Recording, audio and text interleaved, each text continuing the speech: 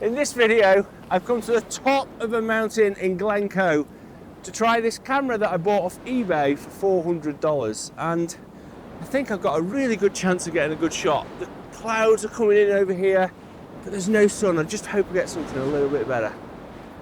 Morning everybody, fantastic to see you all again. Well, it's about 6:20. We've got about 2 hours to get to the top of this mountain, hopefully to get sunrise and maybe a little bit of cloud. It is spectacular.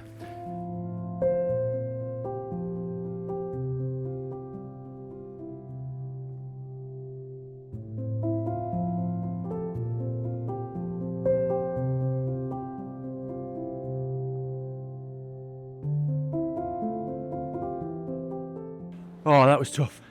We're not quite at the top yet. We've gone about 590 metres, I think, 600 metres. And when my alarm went off this morning at 5 a.m, I really didn't want to get out of bed.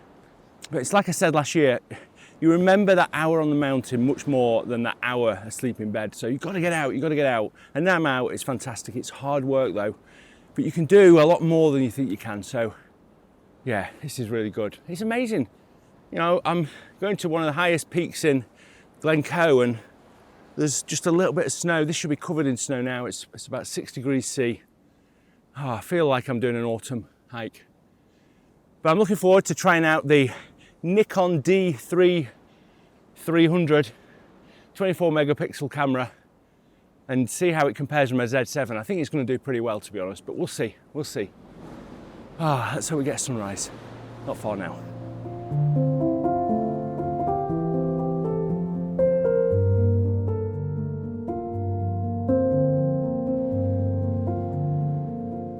We made the ridge of the Camelback and I want to try and get something epic with this Nikon Z7 300. I can't believe I picked it up it was £320, so around about, what's that, about $450. I put the dollar amount here, and that's with a lens as well. So, you know, I think in terms of megapixels, it's enough. It's just what the quality is like, and the lens will be a big point in that. I've also got my Z7 with my 24-200 lens, which is not my sharpest lens, but it's very, very good.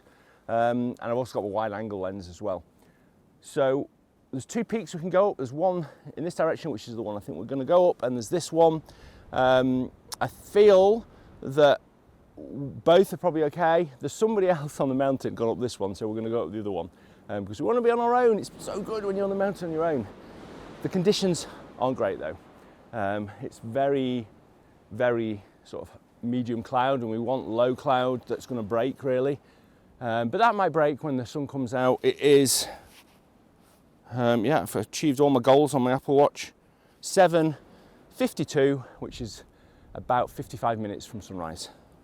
200 meters to go.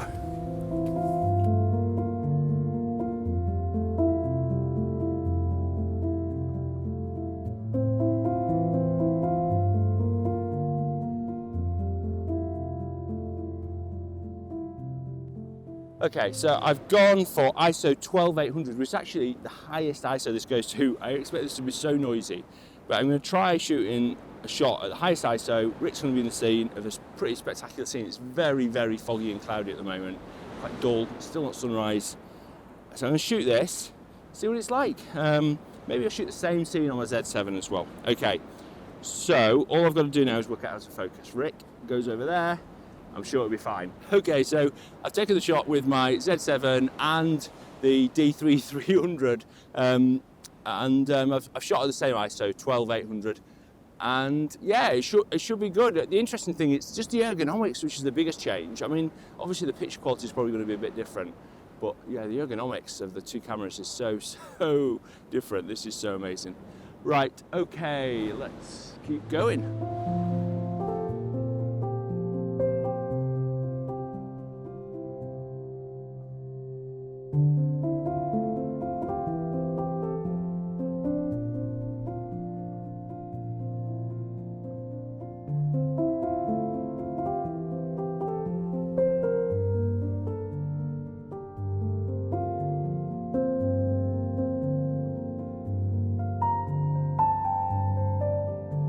Oh, it's so windy. We've just come out of the shelter here and there's sort of some ice on the grass, which I think I look good as foreground, so I'm just trying to pick a bit of that up.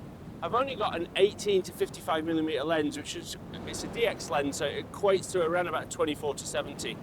So to get a bit wider, I'm going to do a vertical pano, so I'm going to shoot down lower, and then I'm just going to turn the camera like this and do 2 shots, and then I'm going to make sure I focus stack as well, so I'm going to focus at the foreground and the background mountains. I think I figured out the camera now. Using an optical viewfinder like this is just so frustrating when you're used to be able to see the histogram when you're taking the photo, but it's quite a nice scene. It's nothing amazing, so I think I need to go and try and find some better foreground, more prominent, find rocks. This is so amazing up here though. So incredible to be on top of the world like this. Right, I'll take this, then we might go over there and see what else we can find.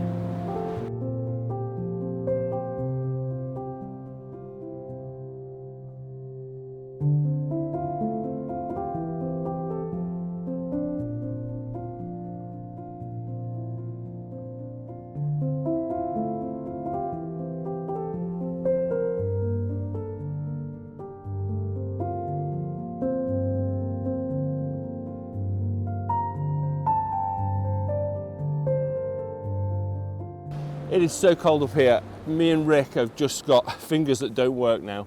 Anyway, I found a bit of a composition here. I'm not 100% sure about it, so I'll show you on my Z7 first. I've got this frozen grass, which I think tells a story of this sort of mountain top today.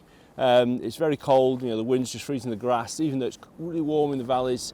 So I'm using that as my foreground. There's just a little bit of mountain in the background, which before was just catching the light a little bit, and then you can just see the lock in the distance. So I'm going to take it at 24mm, focus stacked on this camera, and then I'm going to put on the D300 and see how that does. But I think it'll be a good test this, because it's got a lot of detail in it. Okay.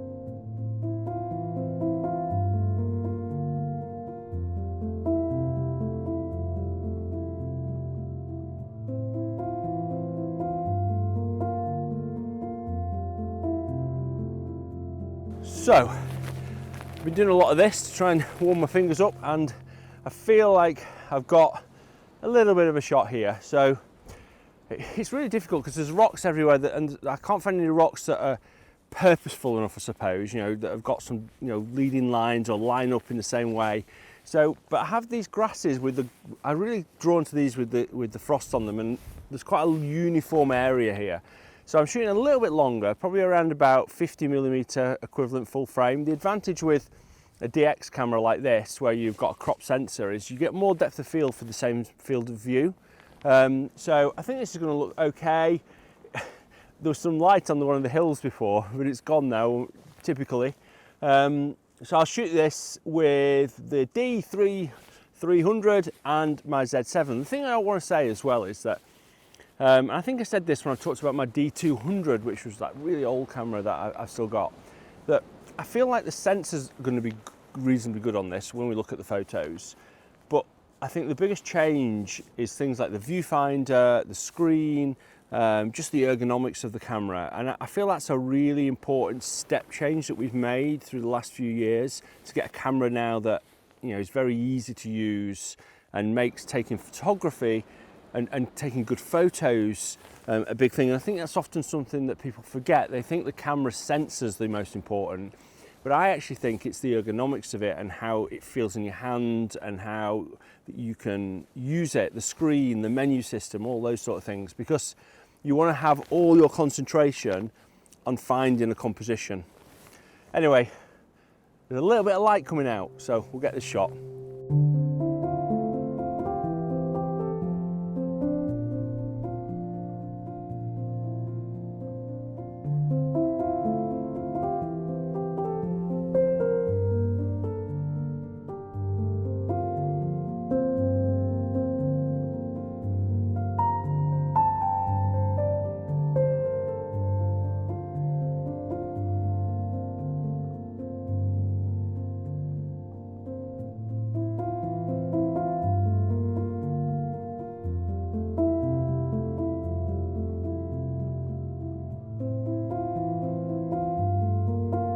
Me and Rick literally can't feel our fingers anymore. And you can see how fast the wind is by the clouds that are coming in now. There's no view. Not got the most amazing photos, I have to say, but it's been really interesting. On the way down, hopefully we'll get something. But we're going to head down and just see what there is. Woo! What an amazing experience coming on these Scottish mountains. I can't wait to come back and climb them in the snow.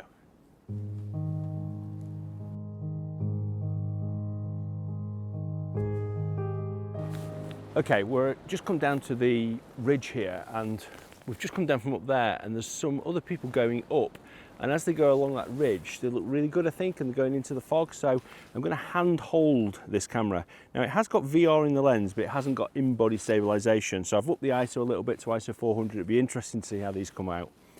So I'm going at around about 70mm and 125th of a second f5.6.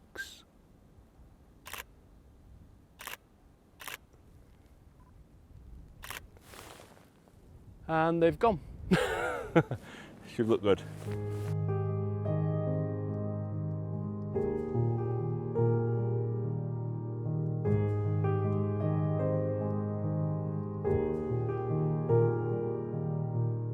Okay, we're safely back down off that mountain. Can you believe it? We actually climbed to the top of that mountain and back down. It's amazing what you can put your mind to if you try.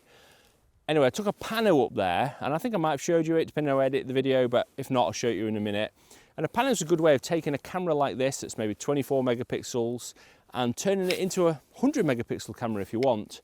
So it'd be interesting to see this compared to my Z7 that I used with a wide angle lens, because this is only a 24mm lens. So I'm basically just going to do a pano across here. This is a pretty good scene, and what's really nice about it, if you just come a bit closer down here, so down here there's these grasses, and I think that they're a really nice part of the scene. So this is the sort of foreground, and it's often difficult to get foreground in a pano, but I've got this pano going across. Before there wasn't much ripples on the water, it's a nice reflection.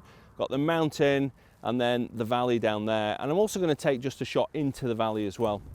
It looks pretty spectacular, and what's really, really important is the clouds look really good at the moment. They're medium level clouds, which tend to be a bit more something about them. They're rain clouds effectively, so they're a bit darker. So yeah, they should be good.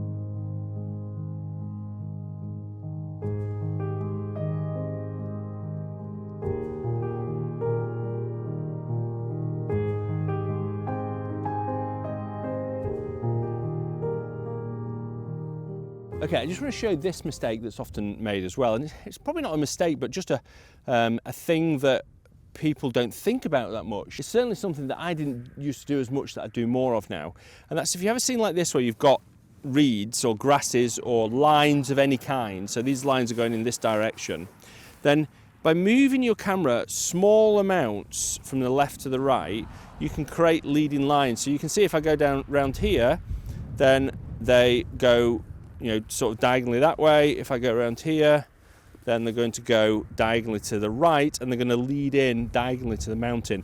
And that is really, really important. So I'd rather shoot that here than shoot it here, because it makes a much stronger composition, because those diagonals are really important in photography. They add a little bit more punch. So I'm going to take this shot here. I think it'll look really good. I'll show you in a minute.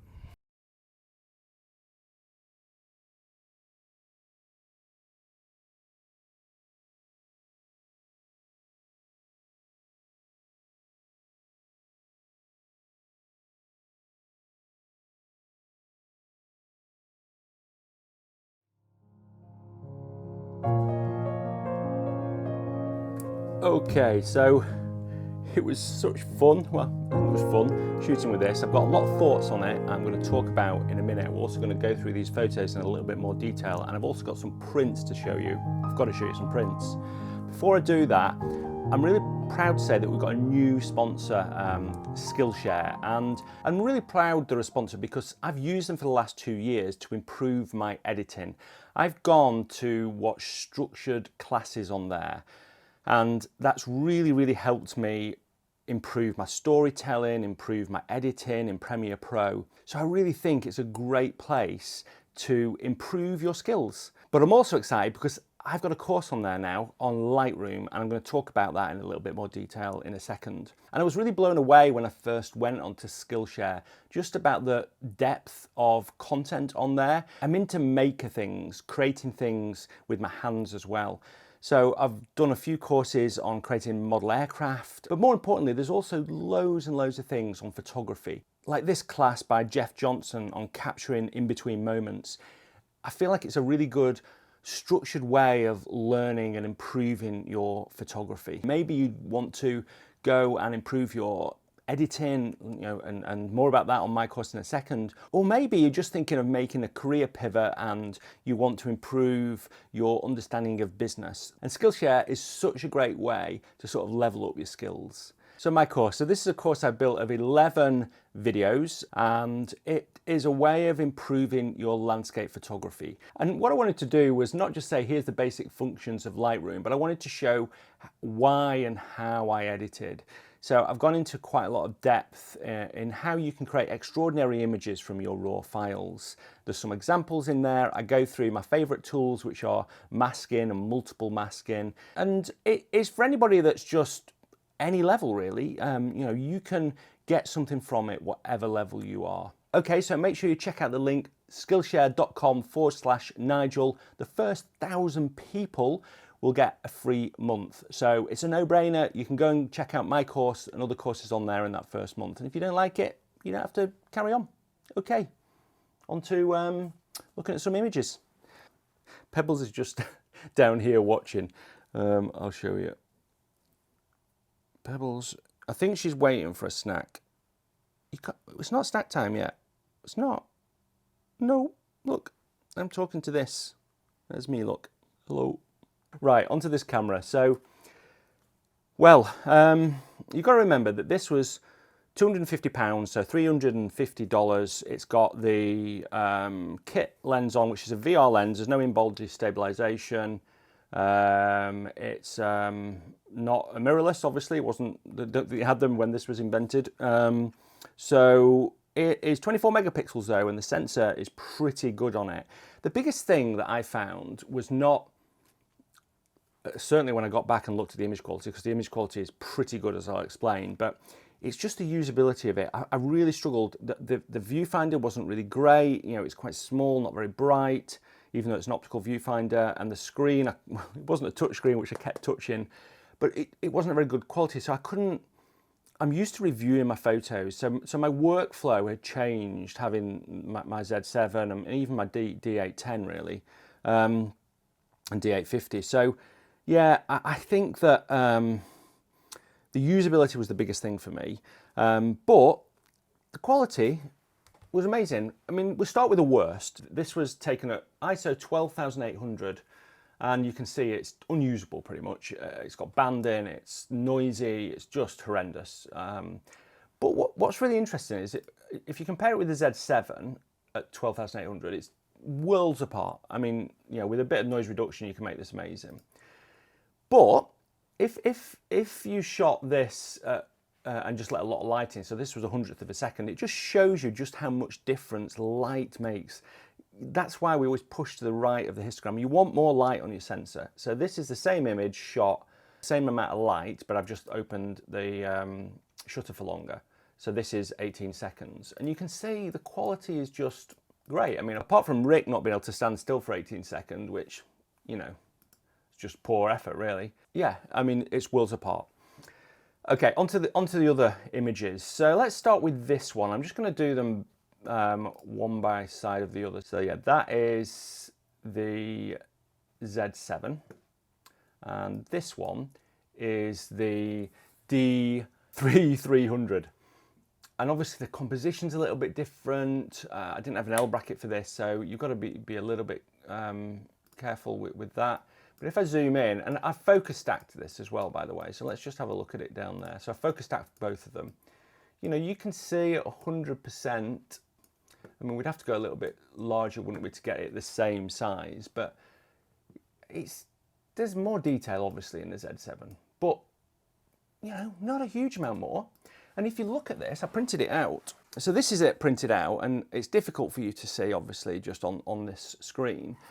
But I'm telling you, if I just printed this out from a Z7, I'd be perfectly happy. You know, this camera, printing at A2, this size, is fine. You do not need any more megapixels. It is totally fine. This is focus stacked, obviously, but everything about it's fine. You know, the recovery of any detail down here is great. I shot at ISO 100. It just looks really, really good. One of the things that I would say with this is I handheld it quite a bit. So this was a good example of a handheld shot. So this one here. So again, that one there is the D300, and this one is the Z7. And you can see that I have not held it perfectly steady there. There's a little bit of movement. It was windy up at the top. It's got VR on the lens on here, but in-body stabilization makes such a big difference when you're hand holding. And even when I had it on the tripod, and there was some images, I think this was one of them, it's not pin sharp. It isn't pin sharp, and I think it just moves on the tripod. And just having that stabilization, even when you're on the tripod, makes such a big difference. And I hadn't realized just how much of a big difference it had made until I was starting shooting with this. What's really interesting though, is that there's an image here that I took with both cameras. So there's this one, this was the Z7, and the same image was taken here with the D300.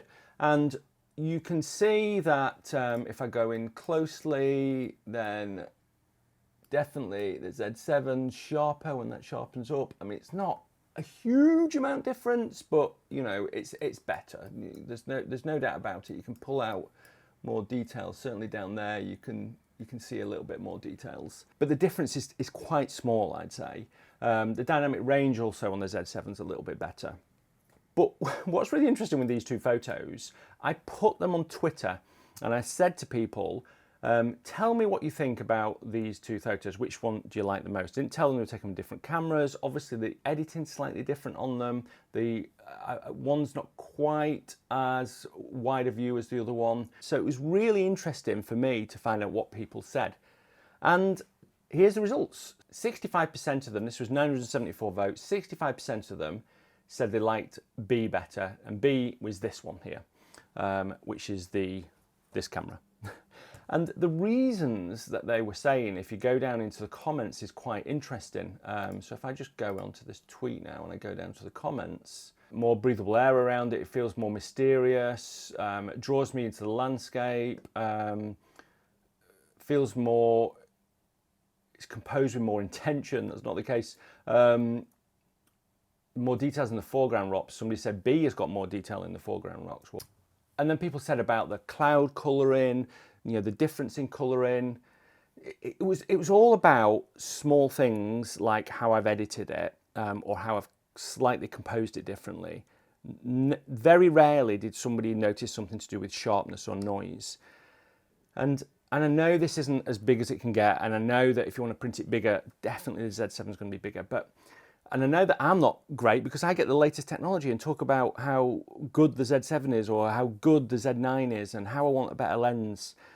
But to be quite honest, and I say this all the time, and lots of people say it all the time, but getting out, composing it, editing it, all these things make a bigger difference than the camera. They really do. The camera's an excuse to say that the camera makes a difference. You've got to get out, you've got to edit your photos and improve your editing process, and you've got to improve your ability to compose images. And those things, more than anything else, will help your photos. I'm not saying that I want to go and use this camera again. The usability of it was awful, to be honest. I much prefer using my Z7, and that's why I like the camera better. That's why I like these modern cameras, because they're more usable, they're more rugged, the battery life's better, and that helps me compose better images. It's not about the sensor size, the types of megapixels, the dynamic range. None of those things are what I like most about new cameras. And I really want to get that across because I think it's really, really important. Anyway, that is it. I don't think there's anything else to show you. I did really like this image here. This one I felt works really well. Again, taken with this camera. I didn't actually take this with the Z7, but when I was editing this, it was just a pleasure to edit. You know, it was a really nice file. Again, it'll print really well. And, you know, the reality is that the majority of the prints that I sell are A2. Very rare sell prints bigger than that. In my books, they're small images. All the things I share on social media, it doesn't matter whether you have anything bigger than a 12 megapixel camera. Okay, well that's it. Make sure you go and check out my course on Skillshare, and thanks ever so much for watching. Until next Sunday, where I may have a video from Antarctica, because I'm packing. In fact, I'm nearly packed. In fact, I'm going in about 24 hours. Bye.